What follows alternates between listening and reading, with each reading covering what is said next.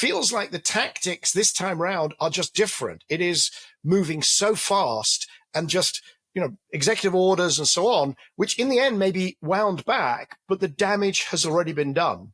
Yeah, I think that's fair. And I agree that the executive orders create chaos, lawsuits, delays, uncertainty. But I think the most potent thing they've done in terms of sort of setting back the clean energy industry by far has been this new law, because that one is not like we're going to wait and see how it plays out. Like they have fundamentally changed the rules of the game in terms of how these technologies are now not being supported.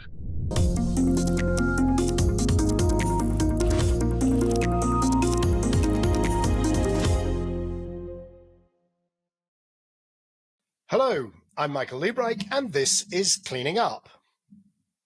On the 4th of July, President Trump signed into law the One Big Beautiful Bill Act, which, at a stroke, removed around $500 billion of support for clean energy.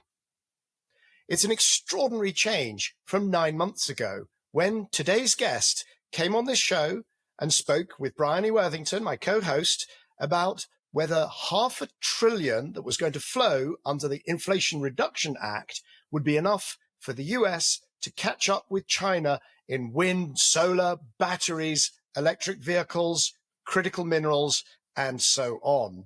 Ethan Zindler was at the time climate counselor to Janet Yellen, the US Treasury Secretary, after a distinguished career first at New Energy Finance and then Bloomberg New Energy Finance as head of Americas. Ethan is now back at BloombergNEF as head of countries and policy. And despite the fact that he was an appointee of the previous administration, I can't think of anyone better placed to talk us through the One Big Beautiful Bill Act and what's going on currently in climate and energy in the US. Please welcome Ethan Zindler to Cleaning Up. Ethan, thank you so much for joining us here today on Cleaning Up. Great to be back. Right, and you are back at Bloomberg. And, for those who've not figured it out, that is where you were before being with Janet Yellen, Secretary of the Treasury, as climate counselor. And in fact, you were head of Americas. You were my first hire as I was building what was then New Energy Finance in the US. You were the first person in the US for us. Yes, I don't know whether I owe it all to you, Michael, or I blame you for everything. Oh, I think you should blame me, definitely. Although, okay, to be fair, you already devoted yourself in some way to, actually, it was the offshore wind industry that had captured you, I believe. That's right. I was a reporter for the Cape Cod Times, and I was writing about what was then hoping to be the first American offshore wind farm way back in 2005. That project never came to be, but obviously there's been some other developments since then. So I rescued you from being a local reporter in Cape Cod and made you a star, and then you went on to this fantastic role. I mean, not only the fantastic roles at NEF, New Energy Finance, Bloomberg New Energy Finance, but then climate counselor to the Secretary of the Treasury, which is where you were when you spoke to Bryony. And I had a quick look at the transcript, and I think it makes a pretty good starting point for our conversation today, because a lot has changed. The title of that episode that we gave it, but it was the topic you talked about, was "Can $500 billion help the US catch China?" And of course, the $500 billion was the money flowing as a result of the Inflation Reduction Act, one of the landmark pieces of legislation passed under the Biden administration. That's right. And that bill was passed or became law in 2022. And so we were already a couple of years into seeing the level of investment and deployment that was triggered by that and the change and the long-term, what we thought was a long-term commitment to these clean energy sectors. And of course, there's been a lot of change since then. Right. And what we'll do is we'll put a link in the show notes to that previous discussion, the conversation that you had with Bryony. So any listeners or viewers who want to stop right now and go and watch that first, this would be a good time to do it. But if I summarize it very, very briefly, is that you were pretty bullish that you had locked in the Inflation Reduction Act. And you and Bryony talked a lot about, well, a lot of it's going to red states and it's going to be kind of hard to unravel it. And at one point you used the word madness. You said it would be madness if people are about to or have already put steel in the ground, it would be madness to roll it back. So is what we're seeing now madness? Yeah, I stand by that statement. I don't think, I mean, I think, given the level of investment that people have made and the expectations they had long term about the market, to try and really attempt to really put the brakes on it in such a way like Congress has done now through the passage of this one big beautiful bill act, which passed and was signed into law on July 4th. Yeah, they are putting them. And in terms of my prognostication skills, I guess you can certainly take issue with those. I think it did not seem, it seemed unlikely that so many votes were going to be cast by so many members of Congress that, at least to my mind, would go against their own political self-interest. But obviously, they made very different calculations on that. I think one of the most unexpected things about the entire process that we've seen legislatively in the last month or two is that it actually went down exactly on the timeline that President Trump wanted. He wanted to put the bill done and dusted and ready for signature on July 4th, and he got it. Coming back to your prognostication skills, I'm afraid they took a bit of a blow for me back in 2016. I mean, come on, that's ancient history, Michael. Let's go. I know it's ancient history, but I recall because I think we were in Shanghai. We were at a summit over in China shortly afterwards. And you were having to, sort of deal with what the election of President Trump, 45, whilst at the same time tap dancing to try and figure out what it was going to mean, because we were all so unprepared, really, for the first time that it happened. Of course, now here we are 6 months into the second Trump administration, 47. So what you're saying, though, is that so much of what is in that one big beautiful bill is actually against the interests of those red states that were benefiting from the Inflation Reduction Act, right? Yeah, I mean, it has very negative potential consequences, and we could probably talk a little bit more about sort of what we've now put out what we think is the potential change to some of the forecasts, but yeah, realistically, a lot of the investment that we saw, particularly on the manufacturing side, was occurring in places in the South, like Georgia and Kentucky and elsewhere. These are states that typically vote Republican, and so there is the expectation was that members of Congress would vote in favor of the investments and the jobs that were being created in their area. There were a lot of other factors at play in this bill, to be clear, and a lot of political pressure brought by the president, and a lot of concern, I think, among Republicans that if they did not get in line, they would have faced primary challenges from the right flank of the party. And so I think that was a pretty powerful motivator that overtook some of these other things. Right, because the decision was made, as you say, just before July 4th. For those listening around the world who are not familiar with the kind of sausage making of US political processes and the political calendar, the congressmen would have gone back to their constituencies for the July 4th holiday, potentially with effectively nothing to show for 6 months in Washington. So they were under a huge amount of time pressure, were they not, to just get it done? Yeah, to some degree, although I think really the president was the one who put, I mean, there was no, July 4th was the deadline he set. So I don't know if that specifically is it. I mean, one of the questions that we do certainly have and will have going forward is like, do their constituents know what they voted for? And, what little polling I've seen suggests that many don't, and what little they know about this legislation they don't like, including some of the stuff that was done on clean energy. So I think, I'm not going to attempt to prognosticate too much here, but I think Democrats are hoping to make some hay out of this into the midterm elections next November.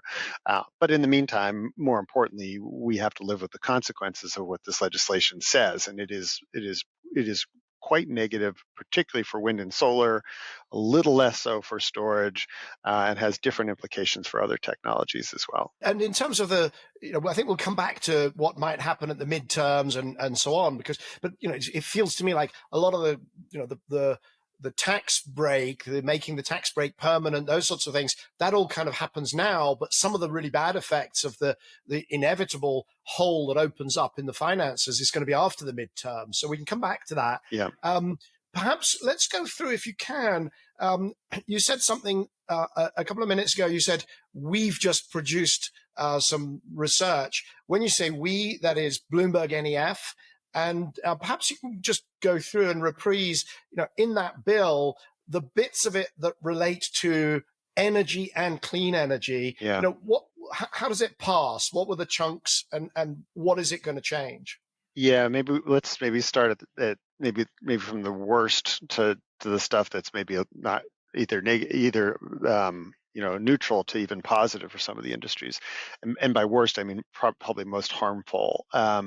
So the law essentially cuts short the tax credits for wind and solar. And for your listeners who are not familiar with it, in the United States, the way we have historically subsidized the development of renewables has been by providing generous tax credits to the wind and solar industry, either based on the amount of output that they, how much electricity they generate, or on a capex basis, meaning that if you, in the second case, if you spend $1 billion on building a new solar project, you can take literally a $300 million credit off your taxes. So you effectively reduce the cost by 30%.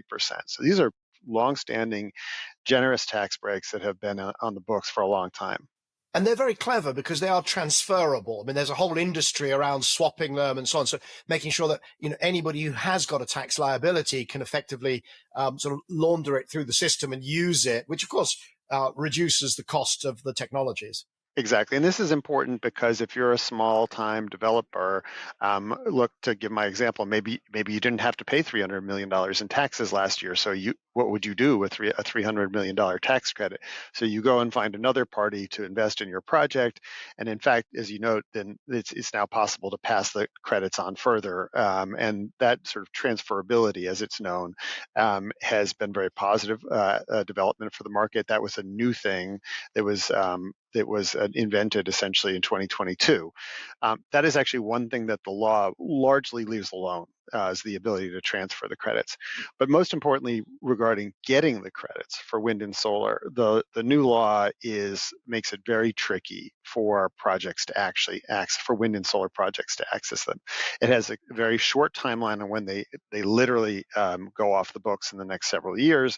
But more importantly, they put in place a new foreign entity rule, which means that you need to prove that your project isn't owned by a harmful foreign entity, i.e. China, or doesn't get certain amounts of equipment from a harmful foreign entity, again, i.e. China. And some of these thresholds are going to be very challenging for projects to meet. And so the real question we're trying to understand is just how much stuff people can basically get under development or under construction in this calendar year and maybe even into next calendar year in order to qualify.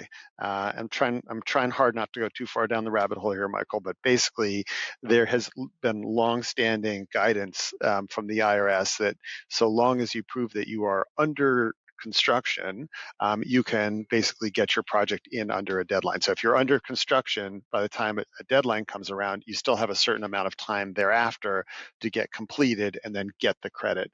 The short form version is if you put 5% of the money down to build your project now, and then you demonstrate continuous construction, you have all of 4 years to come to completion. So again, I wish I didn't have to get this far in the weeds, but one of the really important things and open questions, despite the fact that it's a 1,000-page bill, one of the open questions that we now have is whether or not there'll be some kind of a change about how you define under construction, and that actually is due to the fact that 3 days after the president signed the law, the White House put out an executive order in which they told the IRS to go back and reconsider what these definitions are of under construction and the timelines. And if they change that, it could be even more damaging for the industry than the legislation, the law as it was passed. Yeah, so there's a lot to unpack there, and I want to make sure that our audience is keeping up. So let's come back to the point that how this might hit different sectors differently, but that sort of almost that capriciousness in and of itself is very damaging. The fact that you may not know what the rules are. You've got to get construction started. You've got to have something called continuous construction, but you don't know how that's going to be interpreted. And we've already seen some very capricious behavior. For instance, the Empire offshore wind project that suddenly got halted, and in fact, it ended up getting restarted. But those sorts of stop-start and essentially uncertainty and the demonstration of ill will, frankly, from the White House, that must really concern people. It must, and that means drives up the cost of capital, doesn't it? Yeah, no, I think you're exactly right. There seems to be a certain level of, for lack of a better word, downright malevolence, in particular towards wind, and in particular towards offshore wind. As you note, that was a project, a $2.5 billion project that was already under construction, had been through 7 years of review and permitting, and then all of a sudden, one day they get a letter from the U.S. Department of Interior saying you need to stop work on it. And for a month, the project was held up.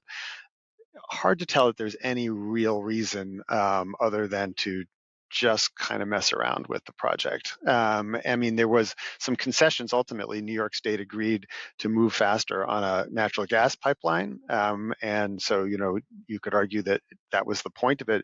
But from a sort of policy perspective and policy certainty perspective, it's terrible news. It actually coincided with our summit that we hold every year in April, and we heard from our overseas investors who just made the exact point you did, which is like, how do we look at the U.S. and feel like this is a market where we feel comfortable deploying capital when things like this can happen? Usually, if the federal government has taken 7 years to review a project and it's a multi-billion-dollar project, a green light is a green light, and you don't expect that to get changed after the fact. So yeah, that kind of thing is definitely true. And in this case, just to go back to the tax credits, the executive order made it very clear that the White House wants to look at these definitions. And as you note, it's really not always about whether you're being legal or you're being clear. Ambiguity in and of itself, when it comes to policy, has very damaging effects, and I think they understand that. So we'll see what happens. During Trump 45, his first term, there was this very organized, I don't know what to call it, resistance to what was coming out of the federal machine, and the states in particular, and a lot of the local businesses put up this very sort of organized resistance. And that was, it was quite legalistic. It was saying, look, this finding this piece of proposed legislation, this change in the regulations, it's illegal. It doesn't work. And that process kind of ground through the courts. But it feels like the tactics this time round are just different. It is moving so fast, and just, executive orders and so on, which in the end may be wound back, but the damage has already been done. Yeah, I think that's fair. I think, though, the major difference, and I agree that the executive orders create chaos, lawsuits, delays, uncertainty. But I think the most potent thing they've done in terms of sort of setting back the clean energy industry by far has been this new law, because that one is not like we're going to wait and see how it plays out. Like they have fundamentally changed the rules of the game in terms of how these technologies are now not being supported.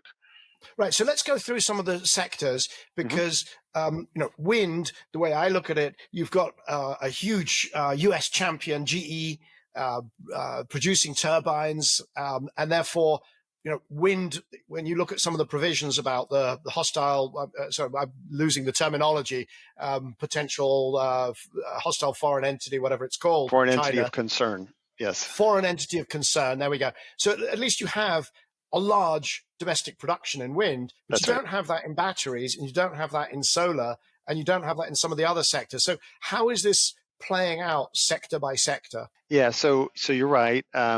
In the case of wind, there is a foreign entity rule, but as you note, we have a fairly robust domestic manufacturing supply chain. So we feel like that's something that largely, the industry can probably comply with.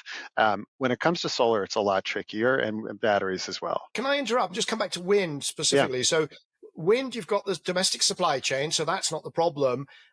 You've also got a limited amount of time to get construction started, whatever that means, and continue construction, whatever that means. Yes. Does that translate into a kind of rush for the line?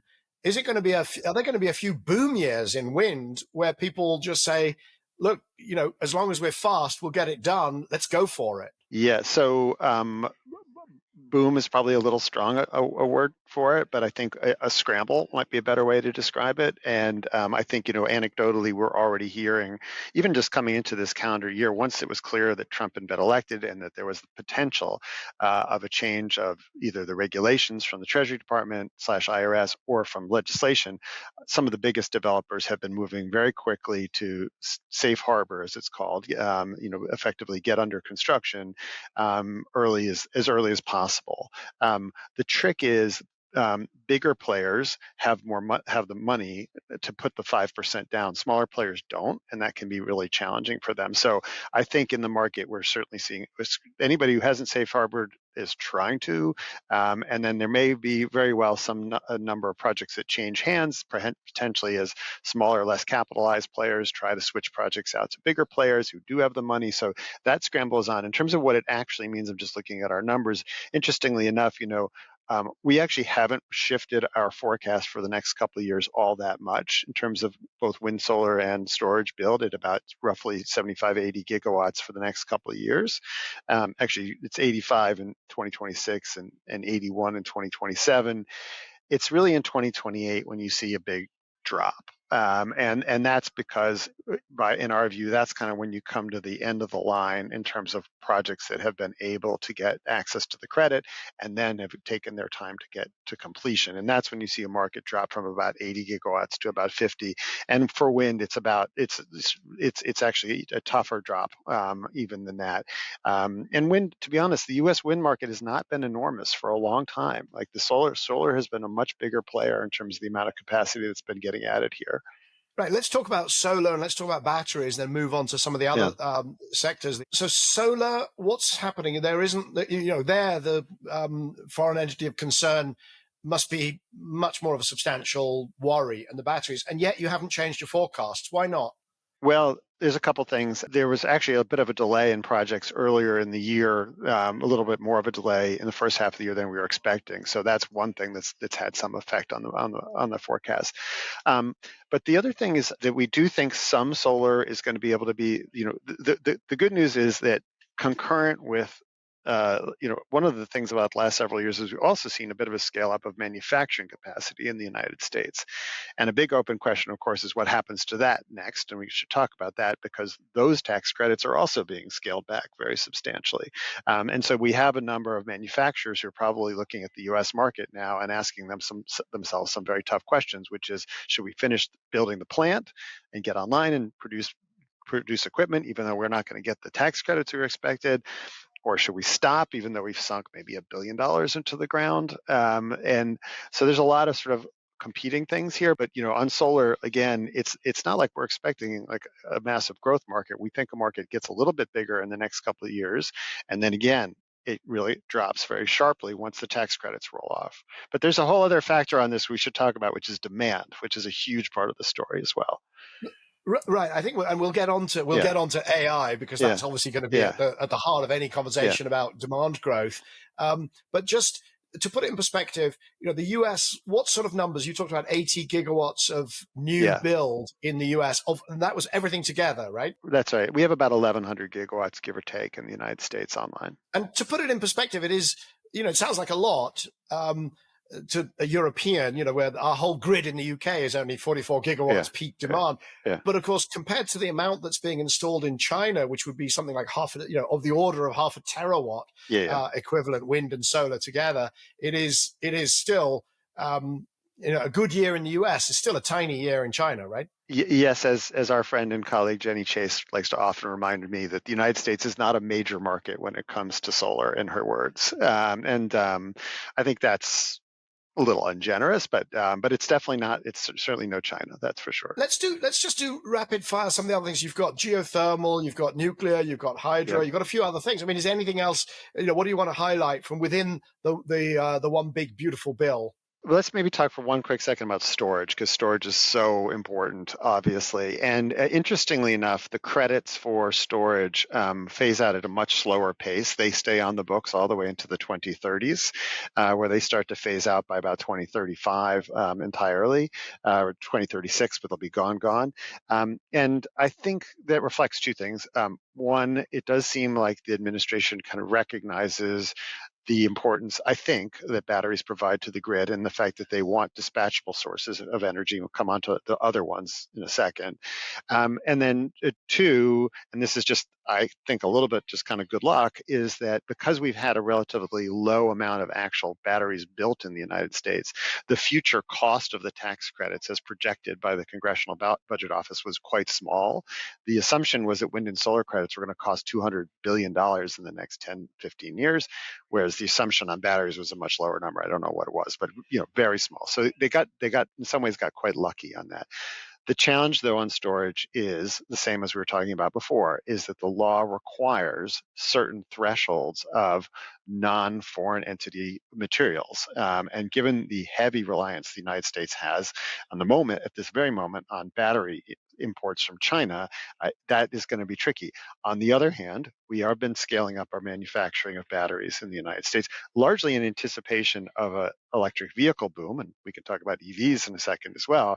So there is more growth, and there's the potential there. And I think our team thinks that you can meet some of these thresholds with non-foreign made equipment, especially since South Korea and other countries are also not China, and so there's some potential there. So that's batteries. Other technologies, geothermal, also a longer lead time. Again, I'm assuming benefited from a low scoring by Congress, but also I think the Energy Secretary is shown he likes this technology. He's, I think, sat on the board of a company in the geothermal space. Chris Wright, Secretary of Energy, who was an investor in a company called Fervo. That was the one.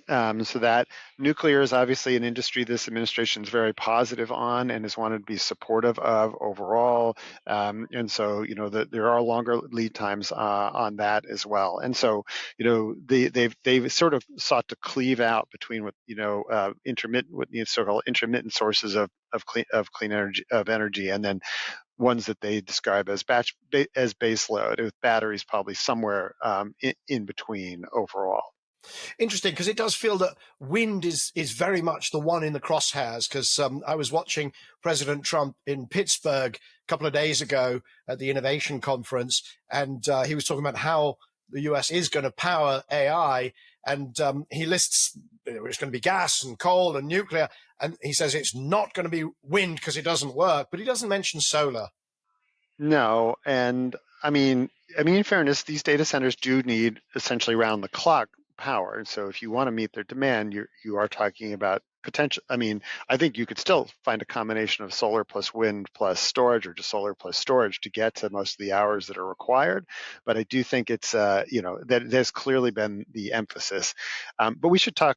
Now you've kind of brought it up, we should talk a little bit about gas and demand, because one of the things that is interesting is that the administration clearly is very focused on wanting to expand the amount of natural gas-fired generation in this country, and we are in an unusual circumstance now where electricity demand in the United States is actually rising. It had been flat for 20 years, and I think that's similar to a lot of developed countries. But suddenly it's rising, and AI, as we can talk about, is one of the main reasons.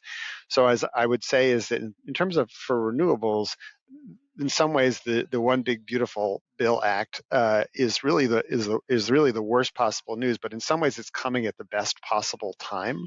That is because top line demand for electricity is growing, and because the equipment costs for clean energy are obviously lower. We've added some domestic manufacturing. And then maybe most importantly, you just cannot get your hands on a natural gas-fired turbine in the United States in any reasonable period of time, and for most cases 3, some people will say 7 years. And so what that means is renewables are the only game in town to some extent. And I'm not sure the administration fully kind of understands that. They may, and they want to maybe move past that. But I think it's a very important point. And so our view is that even without tax credits, you will see renewables and storage get built in the United States because it's the next quickest and in many cases cheapest thing you can get on the grid. Right, but it will be more expensive if those credits expire. So Correct. therefore, it's going to be electricity price inflation is where it's going to, when you squeeze the balloon, something's got to come. It's got to come out Absolutely. somewhere. It'll come out in inflation. And I mean, just coming back to these AI data centers, as I think you might know, I've done a lot of work on how will they be powered. Yeah. And as you say, if gas takes a long time to get hold of a turbine, well, then that's going to be a gating item. And my assumption is that they will try and go gas as quickly as possible because it's fast, but then backfilling with renewables and storage because that will reduce the cost, keep the gas for backup. And all the talk about nuclear is like, okay, that's fine if all you want is a data center in 2035. But if you want one this side of 2030, there's really only one game in town if it's in town, which is gas, and then reduce the costs with cheap renewables and storage.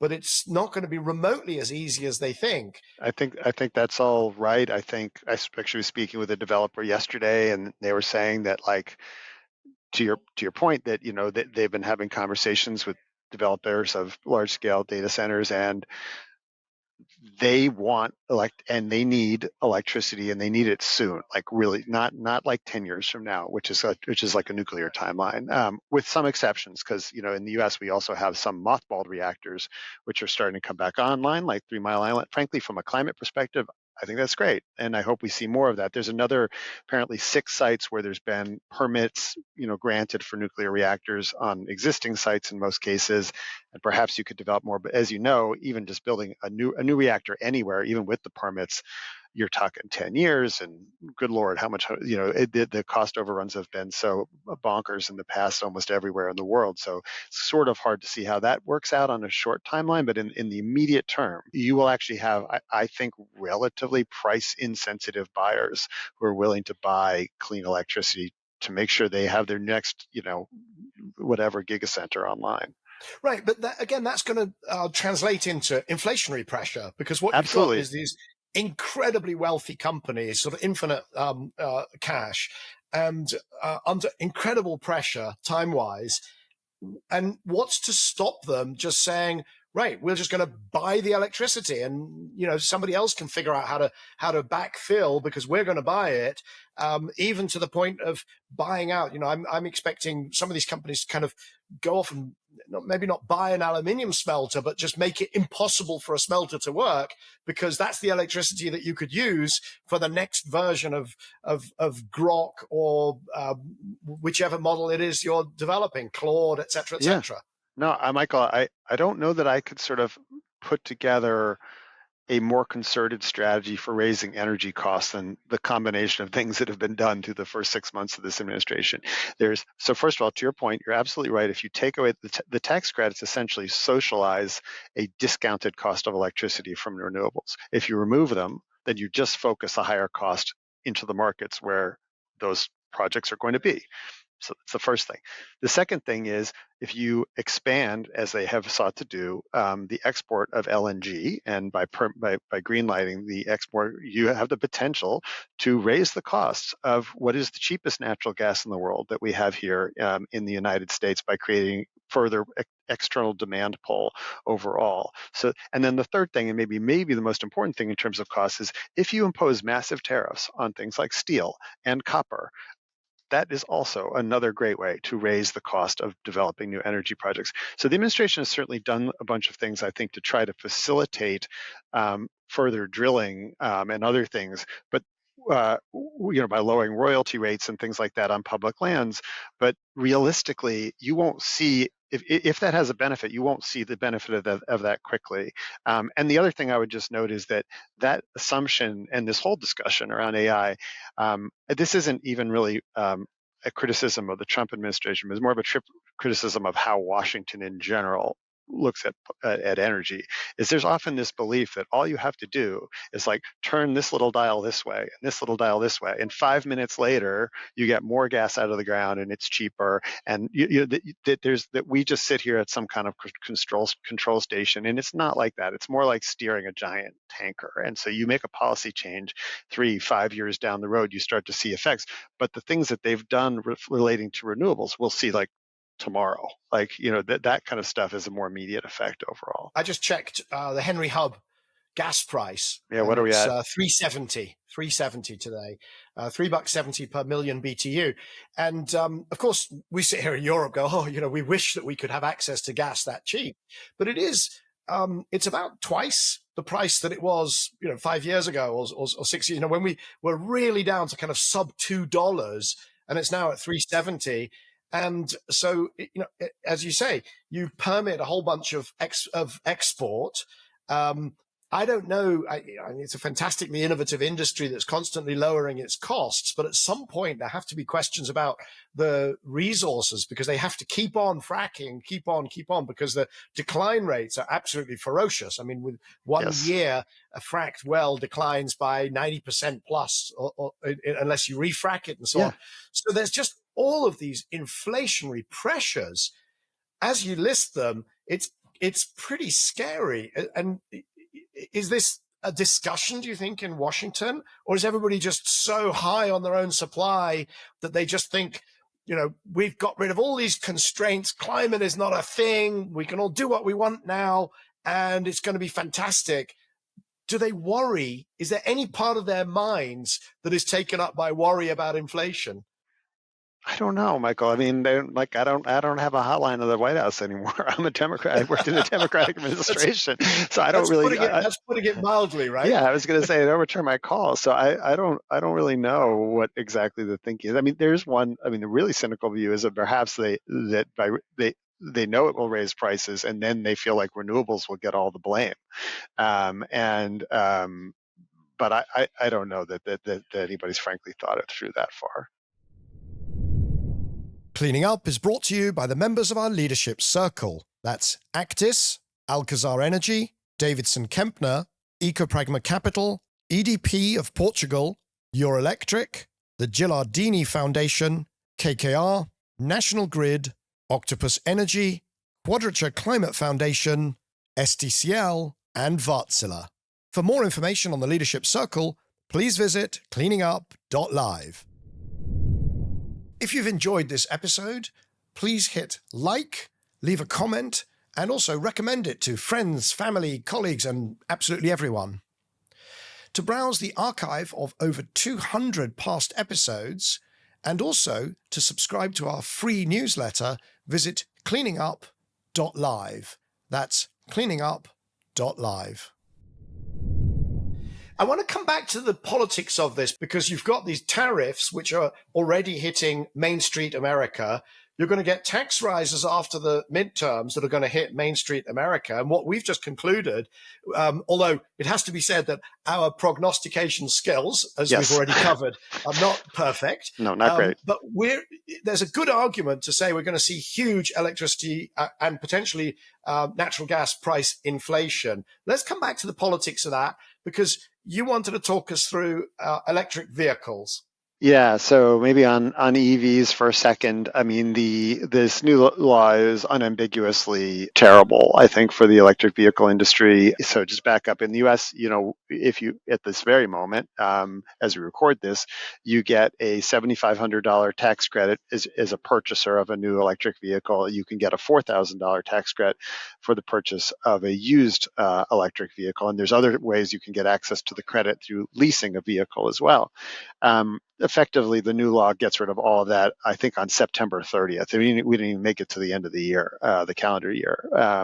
And so we might see a bit of a boom of people looking to get the credit between now and the end of September. But longer term, it means that effectively EVs in the United States are going to have to compete entirely on price without the kind of subsidy that they've had.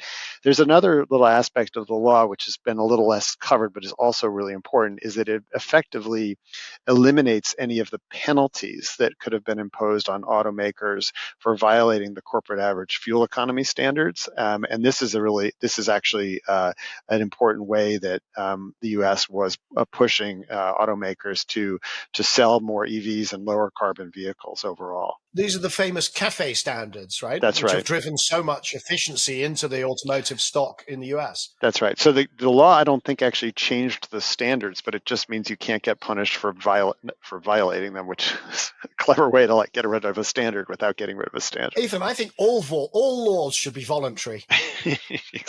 So, I mean, look, so we're going to be in a new era for transport, and I think we actually our transport team was pretty bearish coming into the year, because the one thing that it didn't seem very clear on was that the Republicans wanted to get rid of this tax credit. They made that very clear from the beginning, and so that's been a part of our forecasting overall for some time. But it's still not great to see it come to fruition overall. And so, on the other hand, the U.S. has put up a giant wall against importing electric vehicles. This actually happened in the Biden administration, which is that we have 100% tariffs on Chinese-made electric vehicles. So we will not sort of get the benefit of super low priced EVs in this country to offset the fact that this credit has disappeared. So it's really going to be about South Korean made cars, German cars, US cars that have to be made.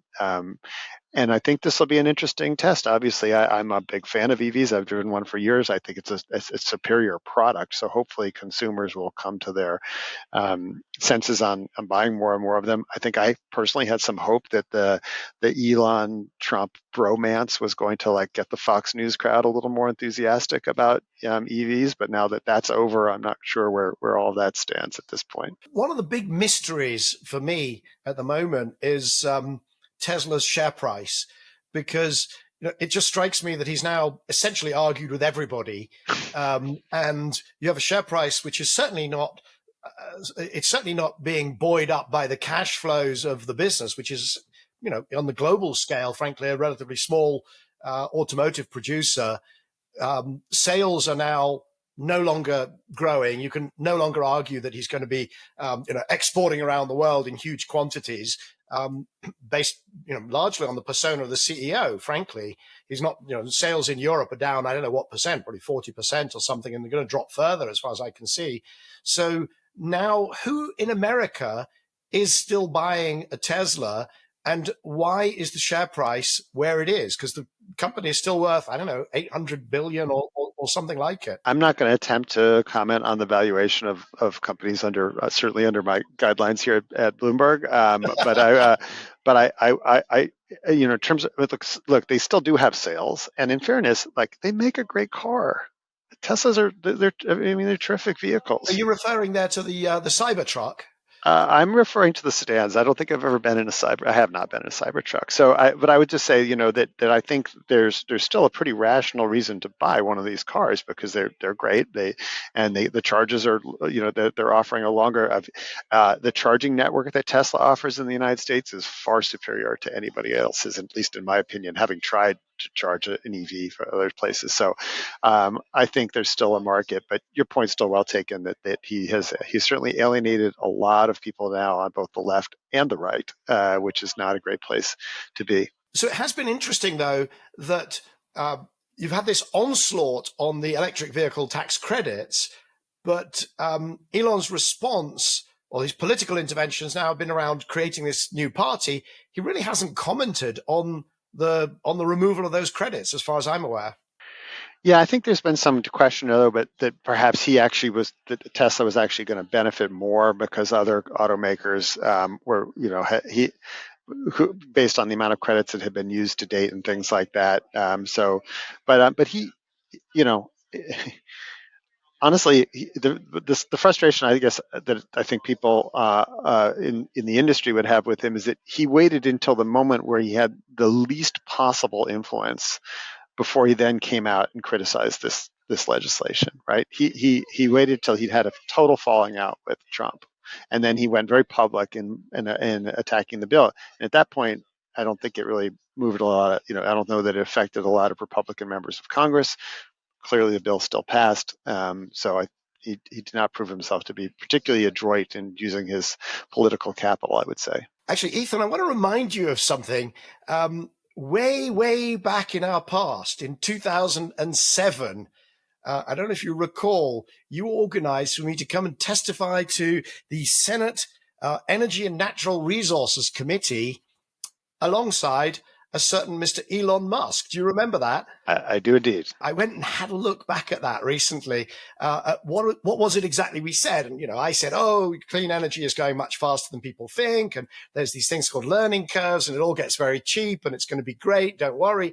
And, but what Elon Musk did was, having said that electric cars are fantastic and they accelerate so brilliantly and the cost per mile is so cheap, he then spent most of his remarks asking for money. And he asked for loan guarantees and he asked for, he wanted kind of X prize type stuff. And he wanted, coming back to the topic, consumer incentives. So that was, it was actually the second time I'd met him. But that, all the way back in 2007, what he really wanted was consumer incentives.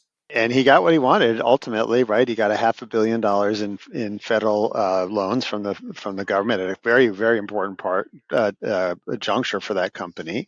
And then, yeah, we did have tax credits for EV purchases. So, yeah. It was a moment. It was a moment in history. I could never imagine then where we would end up today. I do wonder if that was the first time he'd ever testified before Congress, or one of his first sort of interactions in Washington. Yeah, the funny thing is, when I went to look for it, the video has disappeared. So if anybody out there watching this knows how to get hold of that video, I would be absolutely thrilled to watch it, because the testimonies are there, the written sort of prepared statements, but not the video. But I want to come back to, so you've got the US really stepping back in a big way from electrification of transport, in a big, big way. Policy-wise, for sure. Let's hope the market continues, but yes, the policy commitment is definitely dramatically diminished. Right. The policy is different, but then, I mean, that's going to surely, even in BloombergNEF's numbers, it's going to become very apparent in the numbers of electric vehicles bought. I mean, yes. Apart from the fact that you've now got, no subsidies or substantially no subsidies for charging infrastructure, you've even got some of it being ripped out where it's been federally, on federal property and so on. So, I mean, it must reduce the market, but also, how can I put this? The chances of people buying American cars around the world have absolutely plummeted in the last few years. China has gone from the number 5 exporter of vehicles to the number 1 in 3 years. And, we're having a big discussion, and Europe is putting tariffs on them. The UK having a big discussion about, why don't we just buy these cheap Chinese electric cars, since people want to buy them.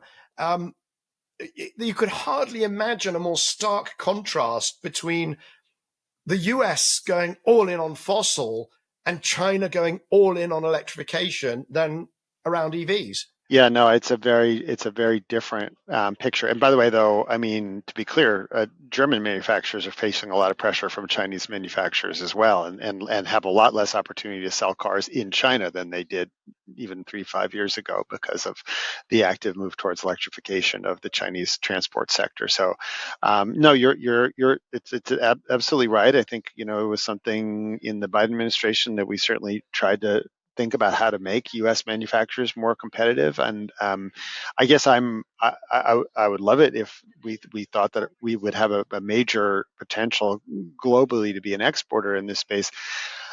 It'd be nice at the very least if we were supplying our own market in a meaningful way. And by the way, I say us, it doesn't necessarily mean that these have to be U.S., one of the big three U.S. automakers. It's been a very good development to see the expansion of Hyundai's manufacturing capacity in places like Georgia and South Carolina as a hub for manufacturing as well. So, we should be welcoming manufacturers over here. Now, and there's a good question, and maybe we should think about allowing Chinese manufacturers, if they want to put plants in the United States, to be able to manufacture and create jobs here, as they have done. BYD I can't remember if they've opened or are soon opening a plant in Brazil. I think they have one coming or open in Hungary as well. And so if they can produce cars at low cost, great. There's certainly some national security concerns that get raised around these, and I think these were things that we contemplated a fair amount in the Biden administration as well. BYD certainly opening plants around, a number of them in Europe. CATL, the battery manufacturer, actually just raised a bunch of money on the Hong Kong Stock Exchange to invest in a huge battery plant in Hungary. So you kind of see that happening. But I think doesn't this go further than just EVs? Will the US or US made EVs sell around the world? Will any US vehicles sell around the world? Because the internal combustion vehicle market peaked in something like, I think, BloombergNEF. We had Colin McKerracher came on the show, and that peaked in 2017. So there's no growth for internal combustion engine vehicles. It doesn't matter what Chris Wright says about what people want to buy and how the global South ought to just go all in on fossil, just like the US. The fact is, they are not doing that. They're going electric in transportation, and they're going solar and battery for a lot of their incremental electricity demand. So doesn't this set up a real, in a way, it's a battle for these kind of neutral markets between China selling what it sells and the US selling LNG and, how can I put it, cars nobody wants to buy? Look, in terms of if you think about it, you take 3 steps back and you talk about an economy that's well-rounded and creates jobs for people. I mean, being a resource export economy is, I think, not what should be the primary goal of the United States. It should be to develop the IP and the manufacturing and create the jobs here domestically. So I don't agree with the direction that they're trying to go in. I don't think it's consistent with the trends that you and I have seen over the last 20 years in terms of the way the world is changing and the new technologies are evolving. And so, it's just disconcerting to me, I would say. So with the caveat that we're rubbish at prognosticating, what happens next? Because you've got these huge tariffs, 50% tariffs on copper, but you can't really see how you could build the power supply for data centers without access to copper. And you've got tariffs on rare earths, but we all know that building a rare earth supply chain is going to take 10, 15 years to open the mines and the refining and so on. So what happens? Is there a kind of moment of reckoning, or is there the taco trade that Trump always chickens out, that at some point there'll be a kind of very chastened administration that will admit that it just simply cannot pursue this current strategy? I mean, what's going to happen? It's a good question, and of course, I have no idea. But the taco trade does seem like, I think people are getting a little conditioned to tacos, and sort of, I think the market doesn't necessarily have quite the freak out now as it did 3 months ago when Trump made some pronouncement that was incredibly unexpected and incomprehensible. Liberation Day announcement. Yeah, exactly. I mean, the market is basically, almost all the losses as a result of that, I think more than that, are back now. So the market's rebounded. So I think there's a sort of a conditioning that takes place. When we will reach some kind of, I don't know what the right word is, equilibrium on trade policy is really unclear to me. I mean, clearly this is of importance to the president. And by the way, I'll just stop and just say one thing, which is that when it comes to some of the things that Trump has been supportive of on trade, I don't think he's always wrong on demanding that the U.S. get better trade agreements with foreign countries. The question is, like, with which foreign countries, and how do you go about, negotiating these things in a rational way, and how do you sort of draw the line between who your friends and who your competitors are? And it feels like there's been very little of that, but I don't directly entirely disagree with that. And certainly within the Biden administration, I think we worked very hard to try and push for better arrangements with China and ratcheting up tariffs on certain things in a targeted and strategic way, and not on other things. So, for instance, there was an opportunity to put tariffs on shoes. But this is the access to low price shoes that you can buy on a Walmart or a Target. You raise those tariffs, you're just hurting the lowest income people, and it's a market that has, to some degree, when you're talking about sneakers, has been largely commoditized. When you talk about products that are involve more advanced technology and where there's a lot to play for, like batteries and EVs and things like that, we tried to take a proactive effort of trying to say, no, we're going to try and allow our domestic industries to develop so that we can be a competitor going forward. And shoes you can buy from Bangladesh, you can buy from Vietnam, you can buy from Thailand, you can buy there now emerging, Latin America, emerging manufacturers in Africa, North Africa, and so on. But when you talk about these rare earth minerals, where China has over years strategically built a hammerlock on permanent magnets and everything that goes into them. And all these, you and I know the list of minerals. It just feels like they hold so many more of the cards than the US, frankly. I think that's right. And I think there's been a few key moments already in this administration where that's been sort of made abundantly clear. And interestingly enough, there was an announcement from the Department of Defense the other day that I think they're taking a $400 million stake in a mining company specifically to try and do this. So in some ways I think our approach in the Biden administration was, okay, create very generous tax incentives to try and get people to mine this. And if you look at what's called the 45X tax credit, one of the longest and most generous aspects of that was related to mining. And I think the administration is taking a different approach, which is sort of to say, okay, well, we're going to literally just, take some U.S. taxpayer money and invest it in some companies to try to achieve certain strategic goals. But I'm not disagreeing with you that China, particularly really on the processing of the metals, is where they really have a headlock on things at the moment. And 400 million, I saw that deal, and it's very interesting. But 400 million is absolutely nothing. If you look at the amount of investment, if you were talking about across these kind of 20 minerals, and by the way, if you add copper and nickel and a few other things in there, then we're talking about hundreds of billions of dollars invested over decadal time periods if they really wanted to go that route. I mean, look, of course, it could be that it's all just performative and that actually, it's all about relatively modest tweaks to trading relationships, but just using this huge bully pulpit to get attention. Who knows?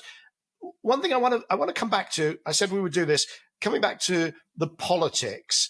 And it does amaze me, although Trump 47's popularity is already, lower than other presidents at the equivalent time, but it does seem still gravity defying, given how much harm and how much pain this is going to cause to the average American. It seems extraordinary, but what is, where is the opposition? What is happening at this time in his first term?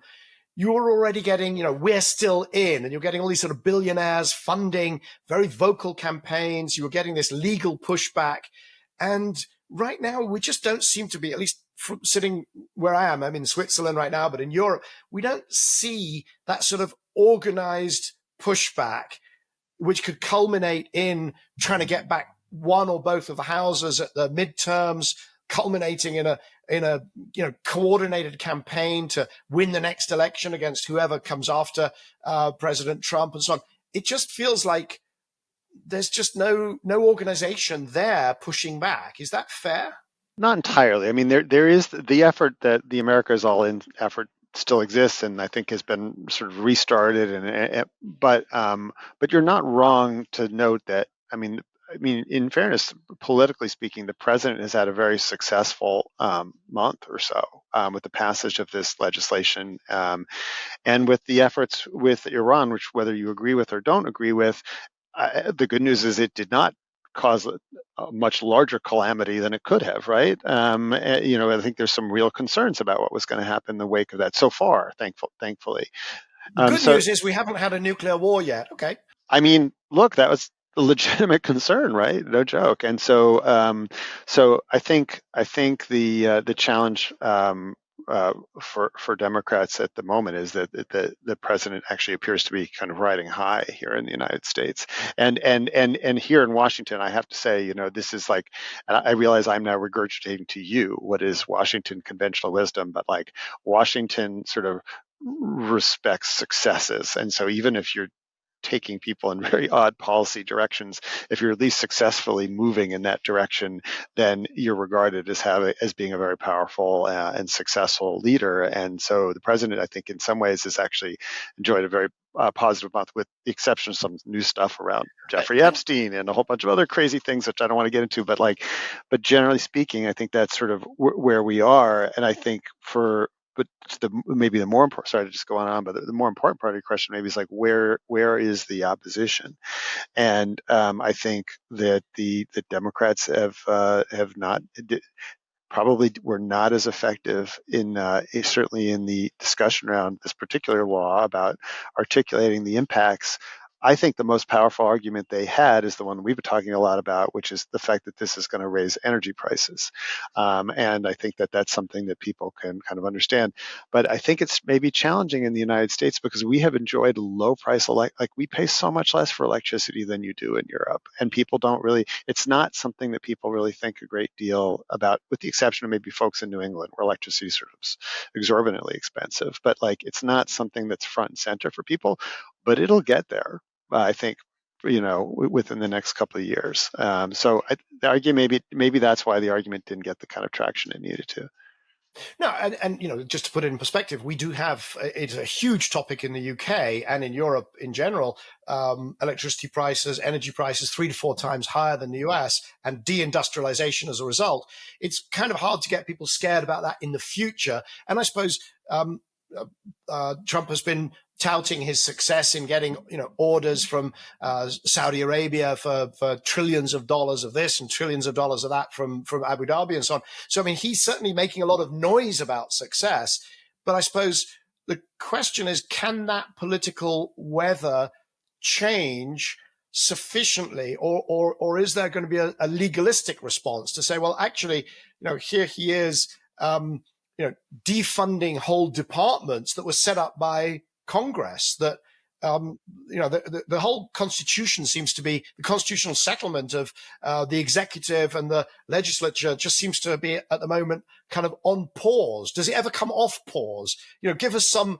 You're you are at this point my great political analyst for all your mistakes, your prognostication failures in the past. Does it come off pause? Does something actually go back to kind of normal in the US?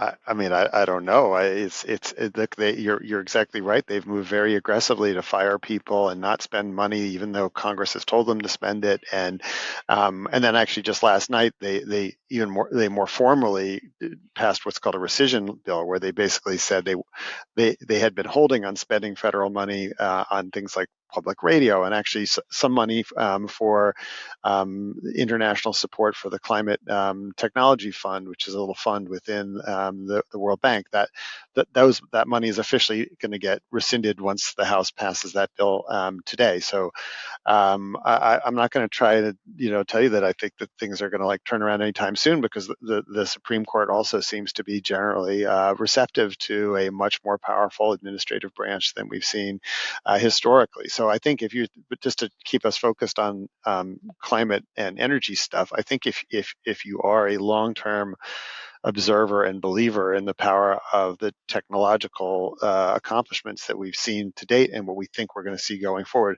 that's where you pin your hopes.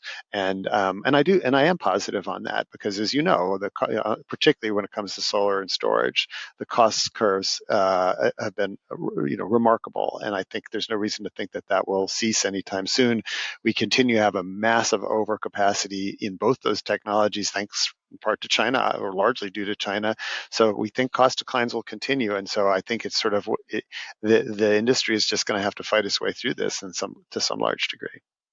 I think that's right. I mean, certainly globally, that is my sense is that there's going to be continued progress on, even though politically now you're supposed to say there's no such thing as a transition. Of course, there's a transition. It's happening, not as fast as some people would like. And it's going to continue for exactly the reasons you say. It's just that the US is off on this kind of really bizarre anti-transition, pro-fossil kind of detour. And I don't want to be in a position of hoping that there is energy price inflation that causes immense pain across America. I would prefer to hope that there was a more political sort of resolution to that. But I want to finish with, you mentioned the word just now, climate. Are you going to be off to Belém to the COP30 meetings, or has COP now become so irrelevant to what you do, not just, because you are head of policy and countries. Does that mean you still need to go off and take copious notes and report back from Belém, or can you give that one a miss? Well, I mean, it's a whole other conversation about sort of how COP is shaping up at the moment, and it does seem like Belém is really going to be primarily for people who are actually negotiating, and for policymakers. I am not that anymore, so I think it's unlikely that I get to Belém. Quite possibly may go to Sao Paulo, though, because it does sound like a lot of the sort of surrounding events that are more business oriented are going to take place there, and Rio overall. So I'll probably go at this point. But I mean, one thing does seem quite clear is the U.S. will be almost completely a non-participant. They have closed the office at the State Department that had taken the lead on those negotiations. I don't know whether many of my former colleagues at Treasury will go down. We did send a good contingent last year, so the U.S. government will be at the federal level will be a largely non-participant. I have no doubt that some representation of certain U.S. states will be there. I have no question about that, to seek to represent, and maybe we'll have governors from some of those states as well. But yeah, it's going to be a very different vibe, that's for sure, than the last couple of COPs. Do you put any credence in the idea that with the US simply stepping aside, there'll be a new partnership forged between China, Europe, and rest of world? Maybe, but I mean, look, the U.S., given the size of our economy and our historical importance in terms of CO2 emissions, like I just have trouble seeing how you craft a global deal that truly is really meaningful and doesn't have us involved in any way, shape, or form. So I do wish the process well. I mean, we've talked about this offline before, Michael. I'm not a huge believer that like the process itself really moves the needle that much in terms of what actually prompts change in this world. What we've now chronicled over 20 years is technology costs, innovation, investment, hard work. Those are the things that really do make the difference to decarbonize power grids and transportation systems. I think that's right. There's a few exceptions. I think Paris moved the needle. I think Glasgow moved the needle. Most of the rest of the process, I think, achieved almost exactly nothing. And here we are talking about COP30. There's kind of a clue in the name that we still have a climate crisis, or whatever you want to call it, whatever it is that Chris Wright, your Secretary of Energy, doesn't want to call it. We've got that, and we're on COP30 and it's not resolved. So I think we can pretty much agree on that process. Ethan, it is always such an enormous pleasure, and it is so enlightening to speak with you. So thank you once again for joining us today. Thanks, Michael. Appreciate it. So that was Ethan Zindler, formerly climate advisor to Janet Yellen, US Secretary of Treasury, and now back at BloombergNEF as head of countries and policy. As always, we'll put a link in the show note to resources that Ethan and I spoke about during our conversation. So primarily that would be his first appearance on Cleaning Up in October 2024, which is episode 181. And we'll also put a link to Jigar Shah's second appearance on the show when he was just finishing his stint as head of the Loans Program Office. That is episode 198. For a bit of fun, we'll also put a link to Elon Musk and my testimony to the Senate Committee on Energy and Natural Resources back in 2007. And so it just remains for me to thank our producer, Oscar Boyd, video editor, Jamie Oliver, the whole team behind Cleaning Up, and of course, our leadership circle. Please join me at this time next week for another episode, the final one of this season of Cleaning Up. Cleaning Up is brought to you by the members of our leadership circle. That's Actis, Alcazar Energy, Davidson Kempner, Ecopragma Capital, EDP of Portugal, Eurelectric, the Gilardini Foundation, KKR, National Grid, Octopus Energy, Quadrature Climate Foundation, STCL, and Wärtsilä.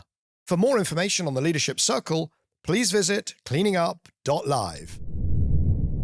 If you've enjoyed this episode, please hit like, leave a comment, and also recommend it to friends, family, colleagues, and absolutely everyone.